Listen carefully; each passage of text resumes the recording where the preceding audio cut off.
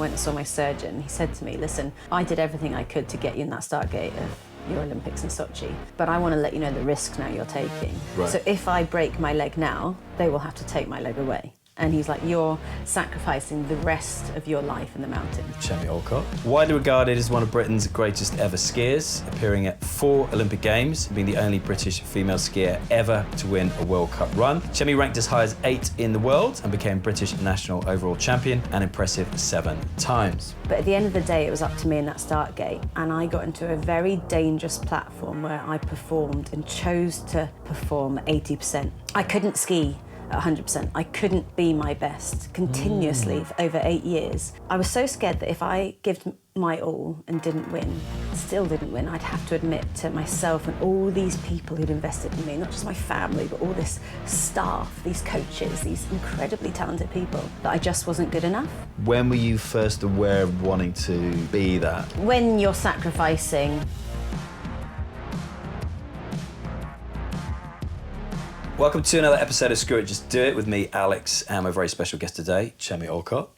Widely regarded as one of Britain's greatest ever skiers, appearing at 4 Olympic Games, being the only British female skier ever to win a World Cup run. Chemmy ranked as high as 8 in the world and became British national overall champion, an impressive 7 times. She received her first ever set of skis aged 18 months, began racing aged 3, joined competitive racing at 8 and never looked back. However, her run to the top was not without its challenges, having injured herself, I need to check this one, broken over 45 bones in her body. Yeah, ridiculous. And then I've got my lovely leg here, which we're probably going to talk about. Oh, yeah. Yeah. So I saw a friend yesterday at school run, who I've seen every day for 4 years.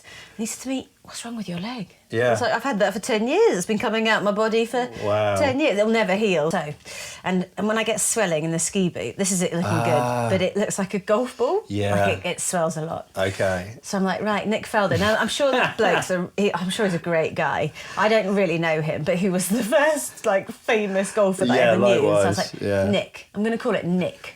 So this is Nick Faldo. Wow. And I think Nick Faldo might be a great guy, but I just don't want him to be part of my life anymore. So my mission in life now is to get rid of Nick from the front of my shin. Okay. He's got things to do, places to be. He doesn't need to be hanging out on my leg anymore. And how do you get rid of that? So actually, oh my God, we've gone straight in here. Good. But I had pain every day for 10 years. During my last Olympic cycle, I was pill popping. I was having a huge amount of paracetamol every single day. It got to the point where I couldn't sleep either, because obviously skiing's all about shin pressure. Learning skiing also is about shin pressure. To have control and to stop, you have to push on the front of your shin. So I have to push through this break a lot of the time. And it's sore. Otherwise, I was compensating. You start compensating at 90 miles an hour skiing, you're going into the injury zone. Yeah. So I would take whatever I could to perform and numb the pain. Now, if I'm numbing the pain, I'm also losing my senses on the skis. It was not good, but it was the only way I knew how to get to my last Olympics. And then actually, the first year that I became lead presenter of Ski Sunday was the pandemic.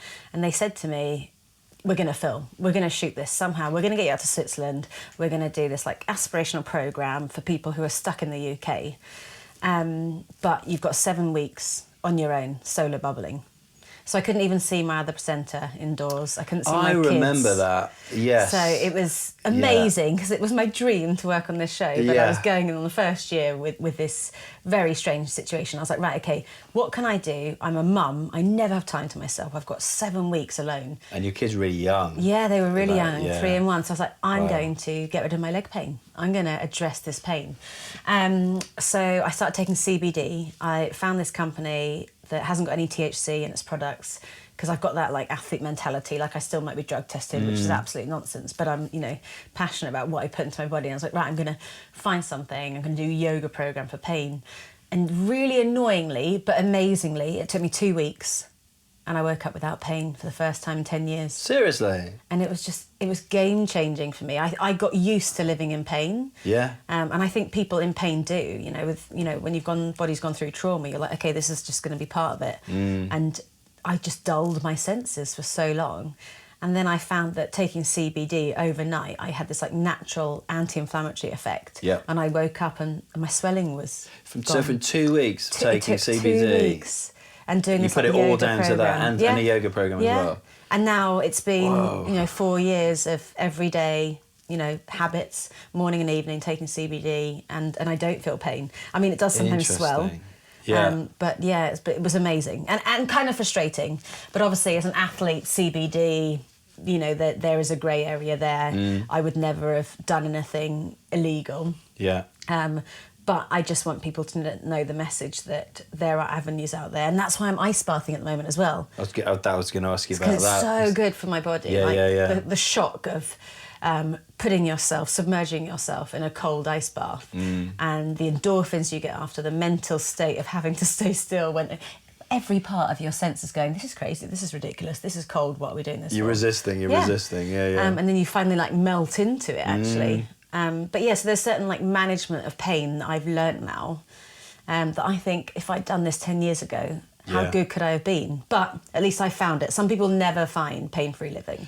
And a couple of questions. One, you definitely need to speak to George and Dom from 4-5 because ex-England and Welsh Open players. They've got, what's theirs called? 4-5. Yeah. So I've been, since I interviewed George in January, been taking the CBD, and when they founded the company, the story was we were both lying on massage beds and we counted how many injuries we had between us. I've looked into their story. And then it was looking into one that didn't have the THC and was considered legal, and then all the brands were American, but they obviously, given their network of athletes as well, they're like, let's start one of these in the UK. Yeah, no, they've done really well. And I think it's really important. I mean, I don't mind where people get it from or who they get it, as long as they address their pain.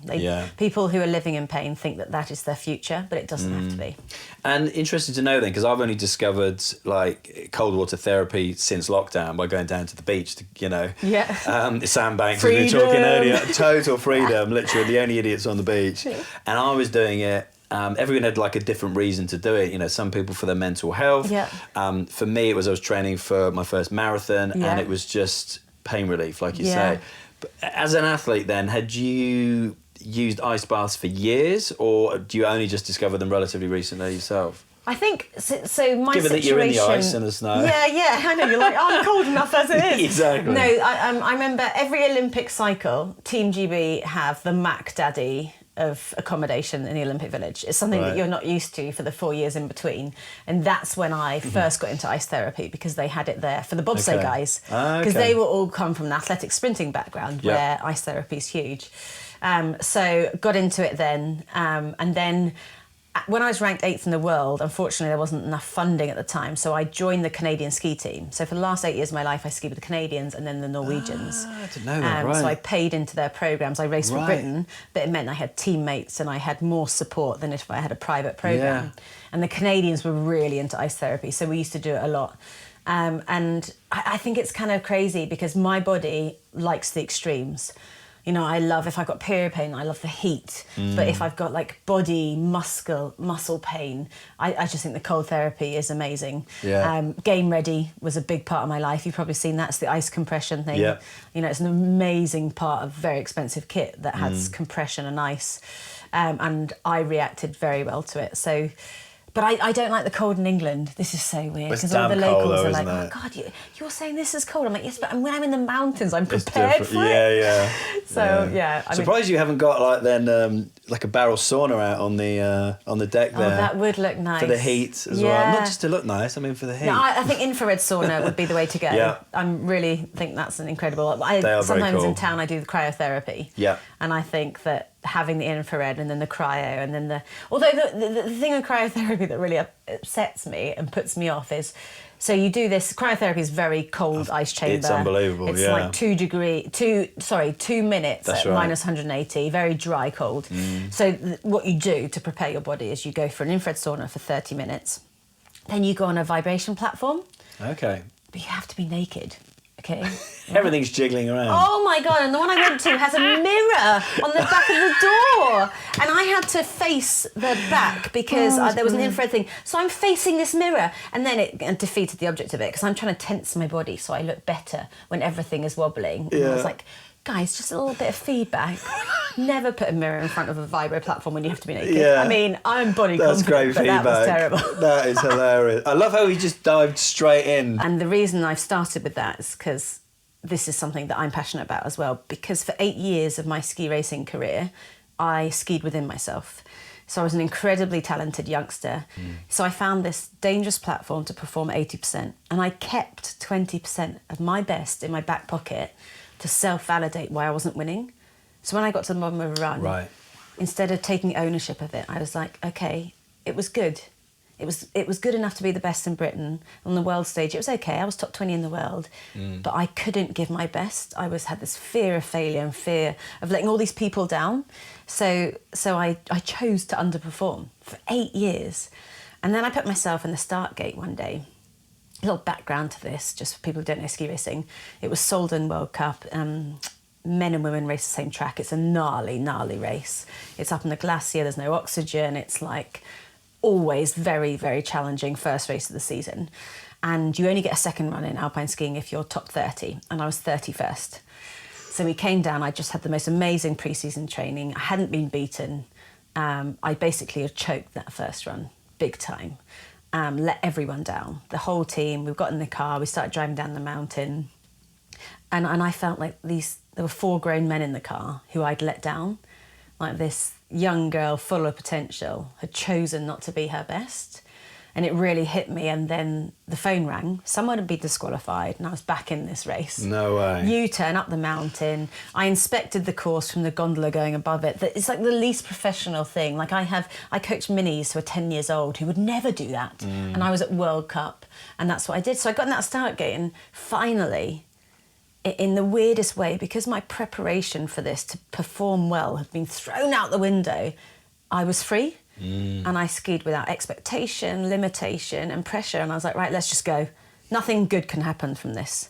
And that's the run that I made history and became the first British ski racer to win a run in a World Cup, which has now been smashed through with Dave Riding, who's just a legend. But, you know, I set the pathway to believe that Brits could do it. And I did it in front of 40,000 Austrian fans. And they were amazing. Who's this Londoner beating our girls? Well, they didn't have a Cockney accent at all, so I don't even know. None of the Austrians did, no. But that was my moment. That was my screw it. And the skiing was so imperfect. A very strong characteristic that I have for success is also very much my limiting, and that is my search for perfection. I've always wanted to be a perfectionist. I want people to see the best in me. I'm a people pleaser. I tick every box. But then I chose a sport like skiing, which is all about risk and pushing yourself out your comfort zone, which is more, instead of the search for perfection, that's more the search for excellence, because it's like a personal growth. It's a continuously evolving situation to be in. So that run, I mean, I did the whole of the steep on my inside ski. That is not written in any book on how to ski. Your muscles must be screaming as well. But I was just fast. I was like messy and fast and letting it go. And that was my screw it, let's do it. And I got to the bottom. It was the weirdest thing because I was so happy and I stayed in the leader's box for so long. And my team came down and they were all chilled about it. And I was, I was throwing my toys out the crowd. This is it. I've done it. This is my moment. But it was really nice that they weren't matching my emotion because they knew it was in me. They were like, right, yeah, this is just another day. You've just done it. You just delivered. And so that was massive for me. And unfortunately, after my, screw it, let's do it, my life could have changed and that could have been Olympic glory and everything. But with that philosophy to push yourself in ski racing at 100%, there's such a thin margin between success and complete disaster. I broke my ankle 2 weeks after that run. Right, and this is when my injuries happened. So having spent 8 years of my life healthy, skiing at 80%, I then pushed my limit, had the most amazing satisfaction in my life, but I was either winning or in a helicopter. Like there wasn't any grey area. So it's a hard pill to swallow because what could have happened? But actually I learnt more from dragging myself up from all of those injuries that you talked about than any medal anyone put around my neck. And when you kind of reflect back on that, was that like the perfect run that you ever did? It was the perfect run because it was so bloody imperfect. Yes. It was so free and... Yes, mentally, you just cast everything off. I've got this big issue with perfection. And where does that come from then? I think it was, I've got a big family and I just wanted to prove myself and I really want to do what I'm told to do because I invest so much time into myself that if some professional is telling me to do something, I will do it. But it ended up me trying to tick so many boxes that I became this mechanical cog instead of this eagle willing to fly. And there are some sports that if you do that, if you tick every box, you know, power ratio sports, you're going to be the best in the world. Yeah. So maybe I should have done one of them. But I love skiing. That's interesting though, isn't it? And what's your first memory of skiing then? If you like, you're not going to remember like 18 months getting your first skis or 3 years old, but do you have a first memory? Well, Can you? I don't know if this is my first memory or I've been talking about it so long. Yeah. But I won a race when I was 3 years old. I did my first race at 3, and I've got this teddy upstairs with a medal, and I won it. And you know, for years in interviews, I've told everyone that I won this first race when I was 3. I was like this child prodigy, and my dad finally outed only about 5 years ago. He's like, "You got to stop telling people that." Right. I was like, "Well, what do you mean?" He's like, "Well, it's a complete lie. You didn't win the race." I was like, "Well, I've got this medal." And, you know, that inspired me my whole career. I was like, and he's like, "Yeah, everyone under the age of 5 got a teddy." And I said, look, I must have been fast. Come on, look, well, I went to 4 Olympics. And he's like, no, you weren't fast at all. And I was like, come on. He said, "You stopped to give me a kiss on the way down." Like, my dad was videoing. And then with the big cameras, and I come over and I give him a big schmooze. And he's like, "You're in a race. Get focused." I'm 3 years old. So anyway, so I don't know if I remember that, but I feel like I've talked about it so much that I don't know where the memories start and the reality comes in. Well, they say your first memories are around like 3 and 4, aren't they? Yeah. So I'm going to pretend I remember it, and I remember winning, so... You'll stick with that story till you die. It'll be on her grave. "She thought she won, look at this teddy." And is it, or was it something like becoming a professional skier? When were you first aware of wanting to be that? So I loved tennis as well as a kid, and I wanted to be a tennis player in the summer and a skier in the winter. And I was like, I'm going to make the summer and the Winter Olympics, and not realising how much of a dreamer I was being. But I remember having a dream, and I have evidence of this when I was around 6 years old, where I dreamt of winning the Olympics in skiing. Okay. And the whole thing, like I was on the top of the podium, there was the Union Jacks there. It was just a massive moment for me of pure happiness and satisfaction. And I remember coming down and telling my parents, and they said, "Right, you should write your dream down and draw pictures of it." And I was like, "I don't really get." They're athletes, my parents, so they got this. Yeah. And then I said, "Well, why do I need to do that?" And well, if that's your dream, it's going to be a really hard roller coaster ride to get there, and there are going to be some really tough moments at the bottom when you're injured and you're hurt and you're not delivering.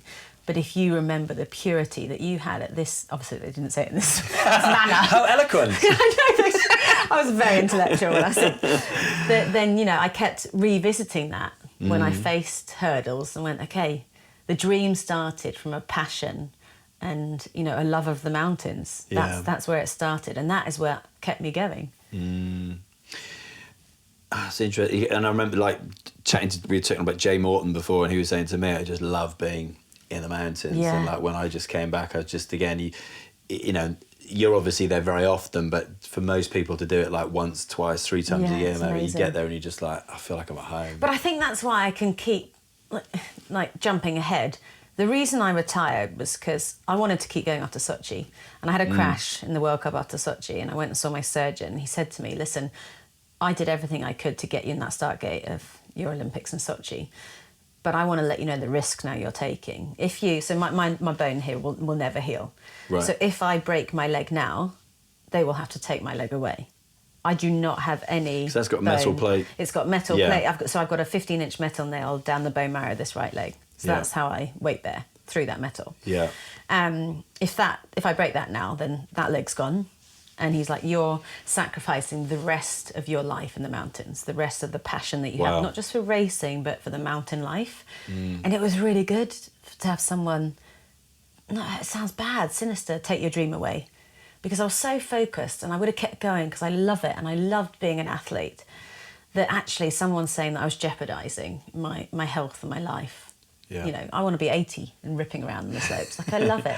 Yeah. That was just really... It was really helpful for me to transition away from being a racer. Because I defined myself by being Chemmy, Yeah. the ski racer, for my whole life. Yeah. And I've got this really quirky name, so I didn't really have to tell anyone who I was. If I said Chemmy, the ski racer, people got it if they knew the sport. Personal brands before they were personal brands. Exactly, I know. Oh God, it's so savvy. Way ahead of your time. Interesting. Like again, we were talking about Nick Faldo before, but talking about golf, like, and having seen Tiger Woods like come back from like serious injury away from the golf course. Yeah. I mean, that was a similar accident as I had actually. Yeah, I was going to ask you that. Yeah. Okay, and to see, you know, him kind of at his age, but try and come back in and play, and clearly the body is saying no. At what point do you want someone to make that decision for you then?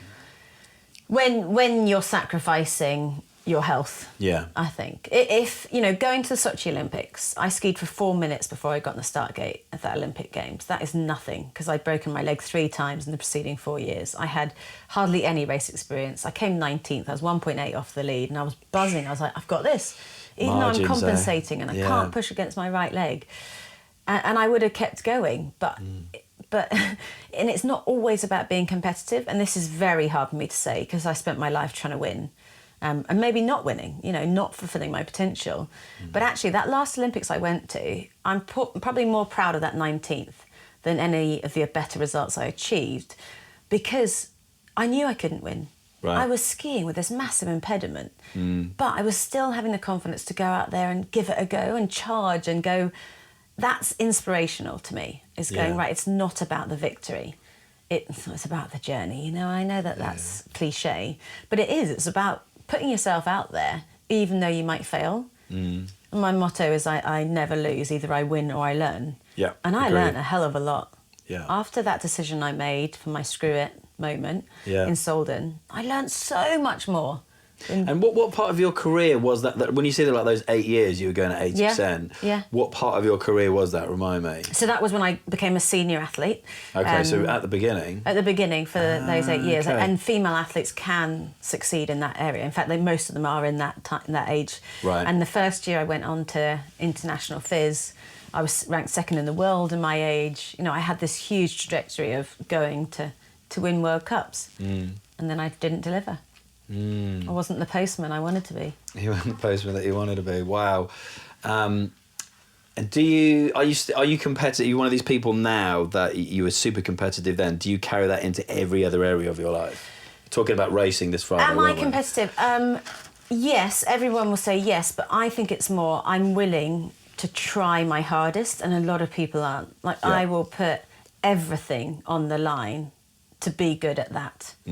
You know, I won't go into anything and dip my foot in the water. I will jump in. That's what life is for me now. If I've said yes to something, I'm stubborn enough to go through with it. I will jump in and try as hard as I can. Now, that doesn't mean that I believe I'm going to win, but it means that I'm going to push myself out my comfort zone and learn a new skill. Yeah. And I think it's really important to still do that. So at 40 last year, I learnt to skateboard. And my kids also learnt to skateboard. They're 6 and 4. And it was really important to me that they saw me fail at something, because so often being a parent, we want our kids to see us succeed. Actually, they learn nothing from that. They learn more than seeing you fail and pick yourself up. And I was really crap at skateboarding. Like, they saw me fall over. I had all those like scars over my knees. I mean, I looked like a complete idiot trying to learn. And then one day I got it, and they ran over this field like, "You've done it.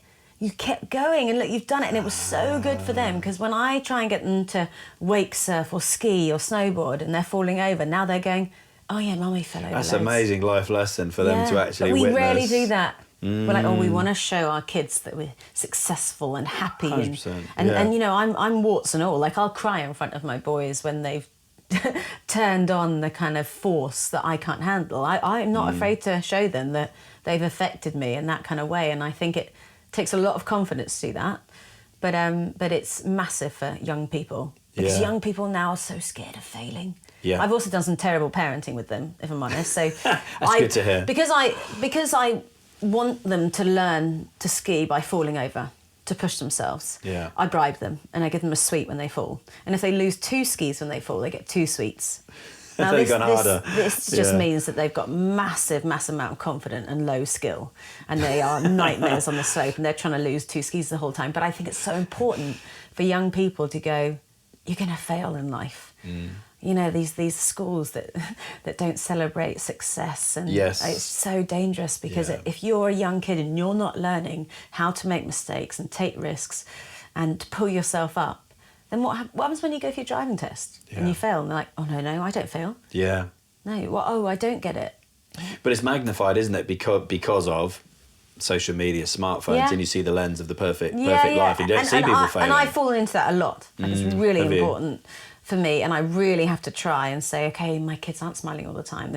I lost one of my sons on Saturday, Wisley, 40 minutes. Ugh. I haven't actually posted this yet. This How is me old? trying. So he's 6 years old. 6-year-old, okay. And this is something I really need to post, but it's a failure on my part, and it was dangerous, and it was the worst 40 minutes of my life, and I I've bet. had a huge amount of pain. But this 40 minutes, I mean, it was magnified almost by the fact that when I found him, he was totally fine, and he hadn't even been looking for us.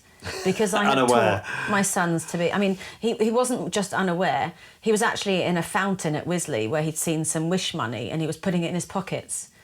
I mean, the boy was stealing and then lying to me, but he was just so independent, which is great that I've given him that quality trait. Yeah. But I don't know how to handle that. I don't know how to rein him in without teaching him that the world is his oyster and that he should go out there and charge. But I had a horrendous... Anyway, and I must post about it because it's really important. But at the same time, I failed as a parent. Like, it was my fault that I lost him because I chose to let him go down this path, literally, and in 30 metres I would meet him together. Because I think he needs to explore the world. But you should definitely post that, because every parent, as a parent myself, can totally relate to that. And I remember my eldest Evie, and I think she must have been, I don't know, 4 at that age, Bournemouth Sevens Rugby Festival, 15, 20,000 people, and it is every parent's worst nightmare. You're like, suddenly, where is Evie gone? I mean, it was like 40 minutes where I hated humanity because I didn't understand why no one had found my son and was telling someone, because there were radio people out everywhere. But the reason is because you're not going to look at a happy little boy nicking money from a fountain and think he needs help. No. Like, he looks like he's having a great time. Yeah. Whereas if he'd been panicked and screaming, everyone would have helped him. So I'm like, oh gosh, how do we manage kids? Well, again, there's no training courses there. There's no manual for it, so you do the best you NCT can. should keep going until they're 18. yeah, 100%. I need community support. Interested to know, what's your attitude to risk like then? Risk is imperative. We need to find risk. We need to... I mean, that's the kind of failure thing, right? Without risk, we never fail. We need to find our boundaries and push them sometimes. Because otherwise we're living within ourselves, within our means. We're not progressing as people. You're at 80%, not And that's 100%. what we found post-pandemic, is everyone... risk got taken away in the pandemic. So everyone became comfortable with life. And now it's very hard to get comfortable people to make a change. Yep. And take risks. Yeah. So that is something that is really important. Find your 100%, and it's going to be uncomfortable. It's going to be difficult. It's going to be challenging. But those moments, when you drag yourself out, are the moments you find out how great you can be. Yeah. No, agree. And my listeners will be sick of me talking about this, but it was, for me, one of those moments was during lockdown. Someone challenging me to the NHS 5K. It was run 5K. Nominate 5 people, pay £5. The next week I decided to do 10K. The week after I did 10 miles. The week after I did a half marathon. You're donating a lot of money. Donating a lot of money. And then the week after I did 26 miles. And I did a marathon. A week later. So 5 weeks. 5 weeks? 5 weeks, yeah. But that taught me so much. About what that you whole can journey do. about what you can do. That I literally thought and believed and still do. Yeah. Well, if I can do that, I could bloody do anything. Yeah, absolutely totally. anything. But then, of course, you have those moments then that you'll doubt yourself, and you have to, kind of have that as your North Star, I think, that you can achieve that. But doubt and fear, that's good. Yeah. Because if you're not doing anything new and exciting, you won't feel any of that. Yeah. So all these people say, gotta I'm push scared. I'm yourself. like, that's great. You're getting out your comfort zone. The amount of times I mentor young athletes and the girls will all tell me straight up, I'm scared. And I'm like, of course you are. You're about to throw yourself down this mountain at 80 miles an hour. I'm not natural. And the boys, I can see they're blocked by fear. But they'll never admit it. Because they're lads and they're not allowed to feel fear. But the girls will? The girls will. Oh, okay. And so then I have to tell all the boys about all these times where I, shat my pants and all these things that I've done that I'm scared of. And then eventually they go, oh, am I allowed to talk about this? I'm like, yeah. Mm. Yeah. It's like, you're allowed to have fear. In fact, and for little kids, it's like the nerves in their stomach that then become their dragon wings, but it's their choice. They're getting into that start gate, kind of like the ant fear bubble. You know, you're getting into that fear bubble, but you're also popping it and getting out of it. Yeah. And that is the moment you go, oh my God, I've done it. And what would you say? So here you go. This is one that I'll play to my girls actually. So they got to the stage now, like 14 and 16, with their skiing, that they like refusing to have any more lessons, and they've just got comfortable intermediate level. Plateauing. Yeah. Yeah. So it's like, how do you get them? Yeah. And it's probably not me because I'm the parent; they won't listen to me. But it's like, how do you get them to actually then push themselves? Yeah. And become better because they love it. It's like their favourite holiday. And as you get older, and you'll know this anyway probably, but we've worked out it's the only holiday you can do as a family. It's amazing, isn't it? That everyone can do together, no matter what age you are. And you get different experiences throughout the day. It's So the first thing towards that is you don't jump down. I mean, I don't like these lines, but a double black diamond. Okay, you slowly go towards your fear. Like you slowly start doing parts of a run that were challenging to you, faces that you never thought you could do. You start halfway down, you just slowly build up. Because the worst thing you can do in skiing is, or in any sports that are slightly dangerous, is to push someone too far out of their comfort zone that they can't handle the fear that becomes debilitating. So you just slowly step towards it. Like you want to feel the butterflies. Yeah. You don't want to feel like the frozen block of, there's no chance I can do this. But it's essential. Use skiing for your girls as a synonymous attitude to life. Like they have to get out of their comfort zone. Do they want to be 80% at their best the rest of their life?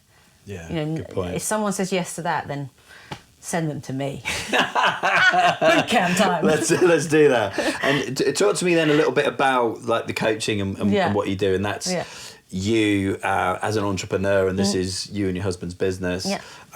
You tell us a little bit about that, and what kind of age ranges do you look after? So when I retired, I got these kind of features on Ski Sunday, and that was great. But I had a lot of time, and I wanted to dedicate that time to something. And I thought, right, I'm going to go into coaching. And I was very lucky that I got a level of coaching job very high up, like World Cup. We won our first World Cup with the US ski team, and I remember we had this big celebration.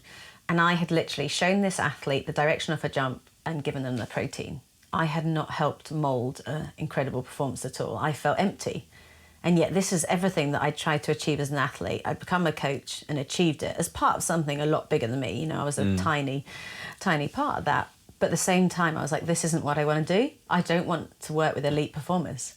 I want to mould amazing young human beings through sport. Like I want to use skiing to teach people to fall over and get back up again. I might make some Olympians, maybe. But in the end of the day, it's not about that. It's about changing their lives through sport. Yeah. And my husband had retired at the same time from World Cup skiing, and he'd gone into coaching the British disabled ski team. And he'd seen what sport can do and how it could change lives. So we came together and we set up a business called Carpe Diem Coaching. People think it's Chemmy Dougie coaching, but Carpe Diem is something my mum said to me all the time. Like, go out there and do it and seize it. And our youngest client is 6 and our oldest is 86. So we do adult performance camps, I've always wondered amazing. how old you can ski too. Yeah. 86. 86. Amazing. And I mean, these guys are incredible athletes. But it's about using skiing to teach people the confidence to take risks like your daughters. It's a great sport for that because you've got to fall over. Yeah. Whether you're learning, whether you're pro, you've got to push that. I still fall over all the time. Me too. Lots of crashes this last season. Lots of crashes. And when are you at your happiest? Now? I think I have daily happiness. I try and have gratitudes every single day. So we were talking about this before. My mum died when I was younger, and it made me realise the value of life and how easily and quickly it can be stripped away. So I want to enjoy every single day.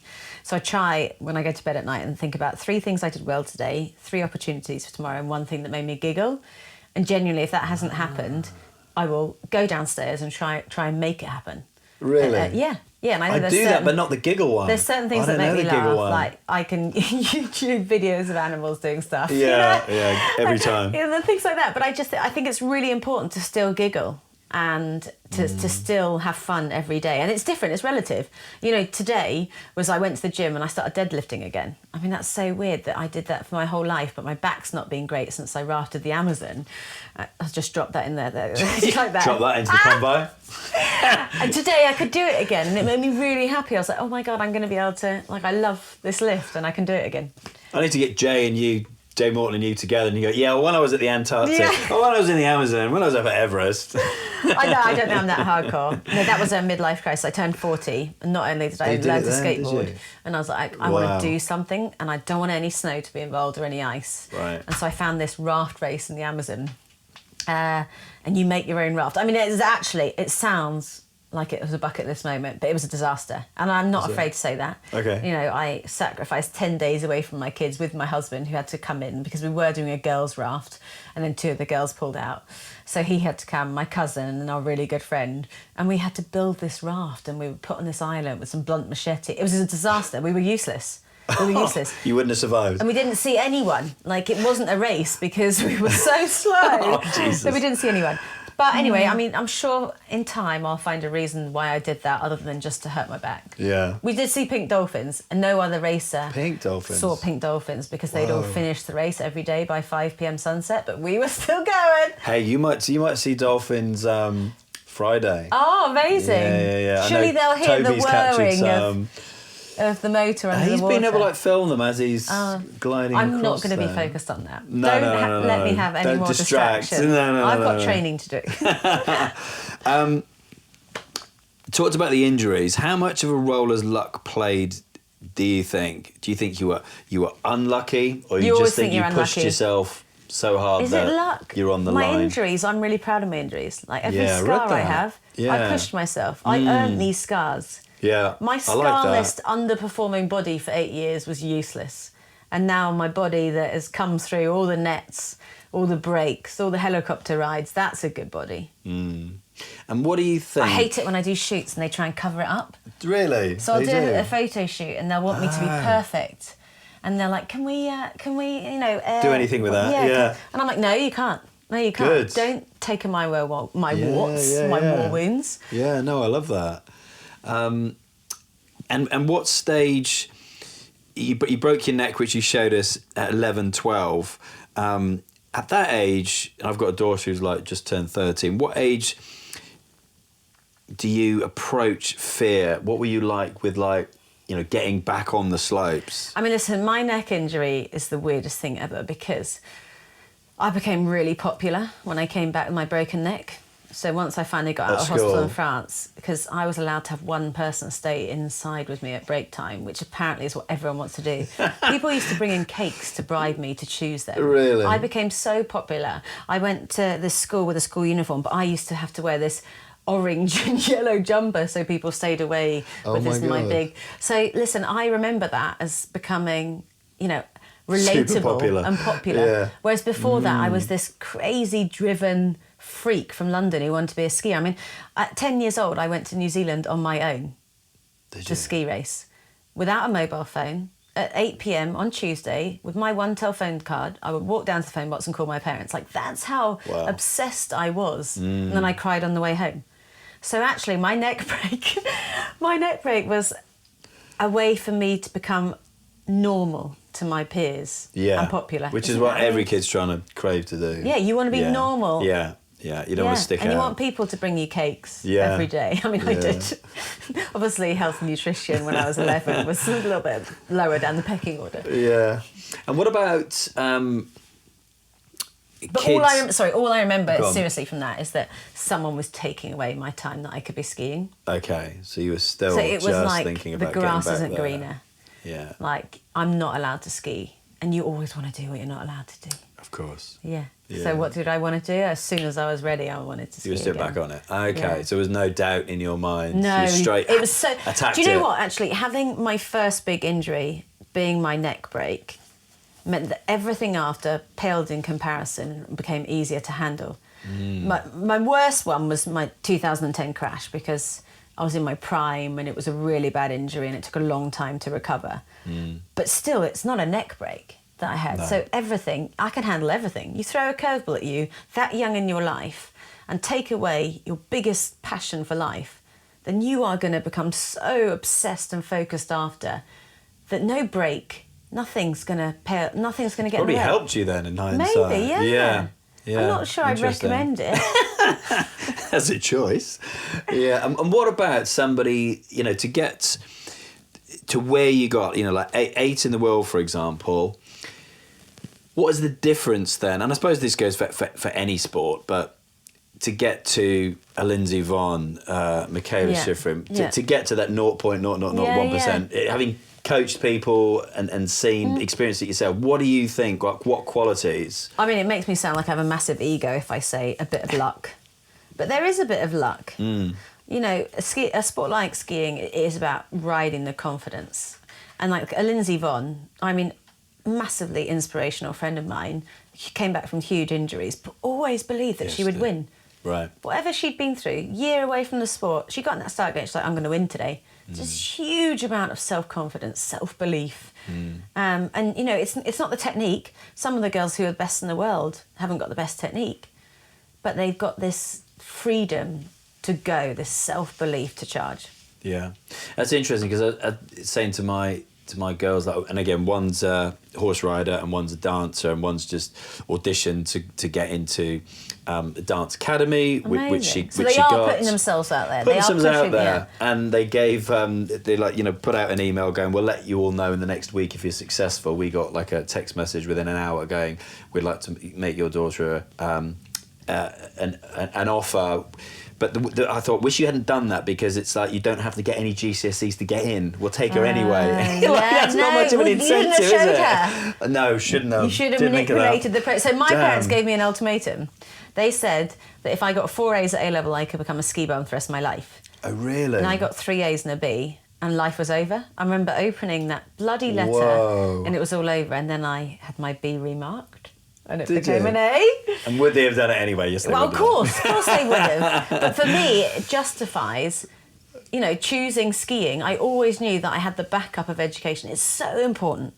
It's imperative to believe that you have choices in life. Yeah. And actually, all these people who give up their lives and go to ski academies from 10 years old, what else have they got? What social skills? What academic skills? Like, all the eggs are in one basket, and that basket is brutal. It's a really hard one. And same with acting and dancing. Exactly. That's the thing. You go into a super competitive industry. Yeah. But I always say, and similar to what you said then, is that you can get a whole bunch of people who've got the same skill sets, and they've reached the whatever it is. What makes you different? Yeah. And that's interesting. What you say. Not the most technically proficient are necessarily number 1, 2, 3 in the world. Yeah. Like I never tried to ski with the technique that Lindsay tried to ski. It wouldn't have worked for me. Right. Yeah, even though she was smashing me in races, I was like, no, I've got to be me, but a faster version of me. Yeah. And given that it's an individual sport, and I guess it's different when you go to an Olympics and you're part of a team, how many friendships have you kept from your time as a professional athlete? I mean, all of my best friends are girls I ski raced against. Really? Yeah, because it's an incredible environment to grow up in. And this is why I couldn't make it as a tennis player. I'm a people pleaser. I got to a level in tennis where people were cheating, the net passes, they were saying really nasty stuff for me, trying to get in my head. And I crumbled. I hated it. I was like, but I want to be your friend. Like, I want to beat you, but can't we be friends? And in tennis, it's a battle. It's a war against that person. Whereas skiing, it's so dangerous that you're skiing with and against the mountain.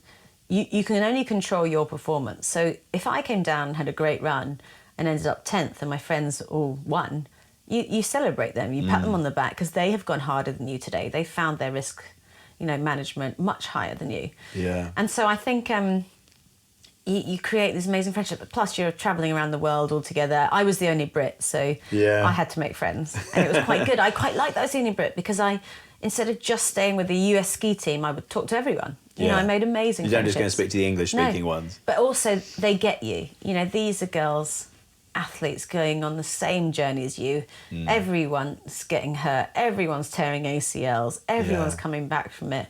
That's not normal for the rest of life. No. And it's true in my experience, like when you mention the luck factor, because interviewed somebody like, for example, like an Al Barrett from Grenade, who just sold Grenade for 200 million. Yeah, it's like, there's so many elements of luck that played a part in my journey. Yeah. It's not just anyone could have created a carb killer bar or whatever, but the fact is we've had all of these breaks. I've gone against what my board said. My board said, don't launch it. No one's going to buy it. So because I secretly made 100,000 bars, put it out into the market, and they all went instantly. So I went back to them and went, wow, something like that. And it's that just takes, like, that's confidence. That's 100% unbreakable luck, confidence, talent. Talent is something that we can all work on. Yeah. You have to have some kind of skill at the beginning, but it's this whole kind of cog around it. I love this cog analogy, that there's an area of your life that you need to oil to keep up with the rest of it. And it's not a weakness, it's an opportunity for improvement. Yeah. And if you go in there and you tinker with it, and then you're like, oh my God, I'm snowballing downhill, obviously, which is a good thing for most people. Yeah. And what was it like when you made the decision to retire? And that came from speaking to, was it a doctor, a surgeon?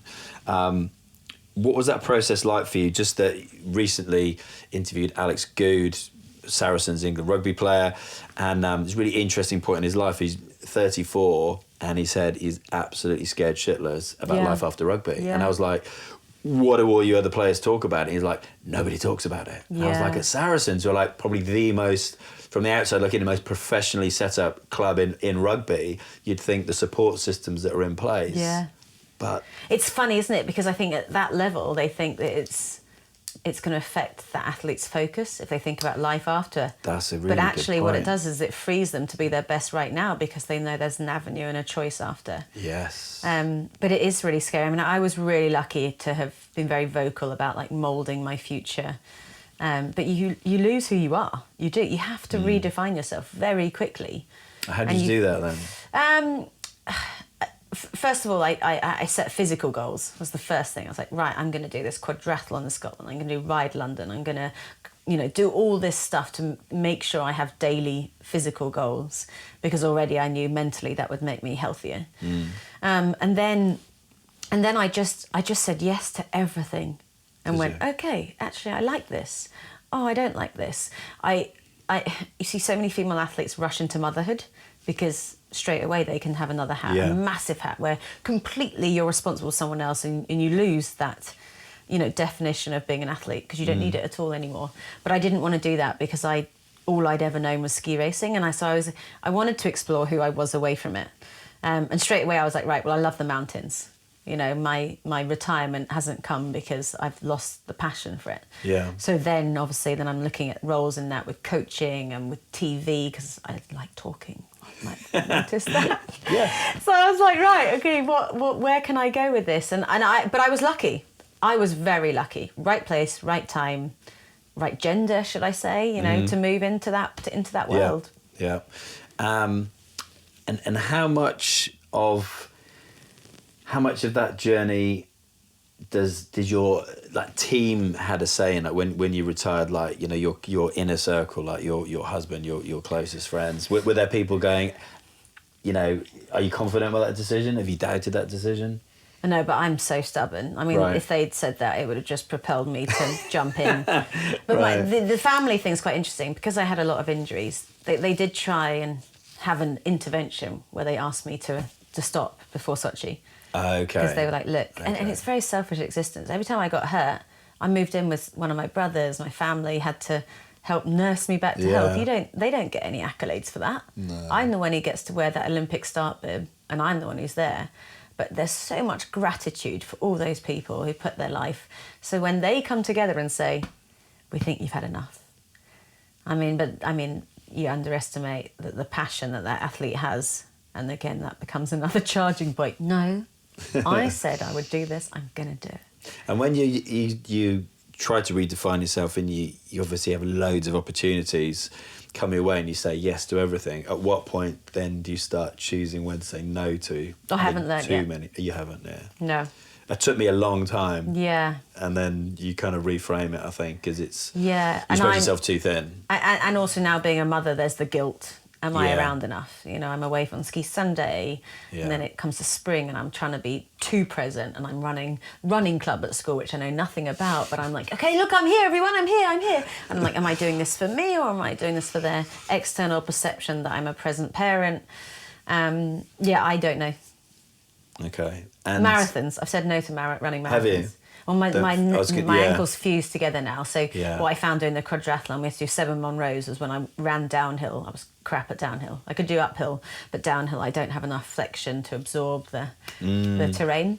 Yeah. There you go. I said no to something. That's good. That's a start. Yeah. Okay.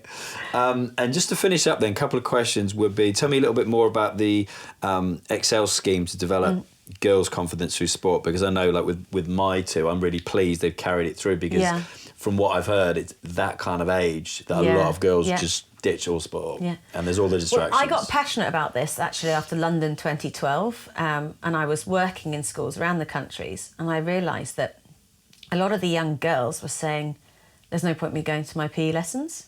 And I was like, well, why not? And it was because they'd seen what happened to like the icons like Jessica Ennis winning, that they had this massive misconception that sport was only about winning.